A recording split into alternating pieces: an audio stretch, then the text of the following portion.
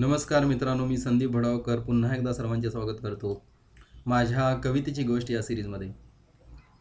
एकदा दैनिक सकाळ वाचताना दोन मोठ्या असलेल्या न्यूजनी लक्ष वेधून घेतले.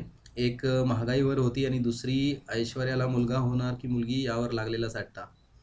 मनातील राग चार ओळीतून बाहेर पडला, पण नुसत्या चार ओळी लिहून संपणारा हा विषय नव्हता. ऑफिसमध्ये असल्यामुळे थोडक्यात आवरलं आणि एक कविता लिहिली. कवितेचं नाव होतं सरकार का हात. इकडच्या सामान्य माणसाला महागाईचे चटके बसतात. इकडच्या सामान्य माणसाला महागाईचे चटके बसतात आणि ऐश्वर्या वाटणार पेढे की बर्फी यावर सुद्धा सट्टे लागतात.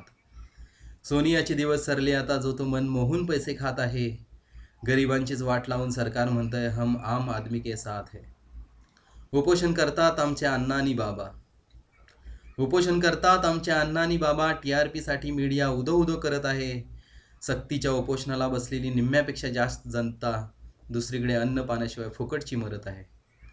हिंदू मुस्लिमांचा मुद्दा घुसवून सरकार धर्मनिरपेक्षतेचा टेंभा मिरवतंय. हिंदू मुस्लिमांचा मुद्दा घुसवून सरकार धर्मनिरपेक्षतेचा टेंभा मिरवतंय. उगाचच दुफळी माजवून मतांसाठी तोच कित्ता पुन्हा पुन्हा गिरवतंय. अफजल गुरुच्या फाशीचा मुद्दा नुसताच न्यूजपेपरमधून गाजलाय. अफजल गुरुच्या फाशीचा मुद्दा नुसताच न्यूजपेपरमधून गाजलाय. महागाईच्या आगीत डिझेल ओतत असताना तिकडे कसाब खाऊन खाऊन माजलाय. आता आमचे लोक म्हणतील आपण काय करणार.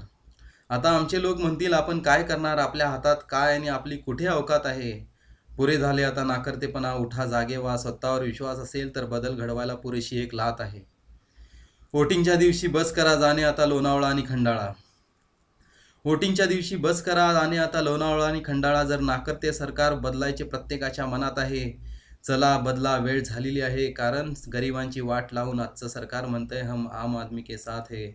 गरिबांचीच वाट लावून सरकार म्हणतंय हम आम आदमी के साथ है. धन्यवाद.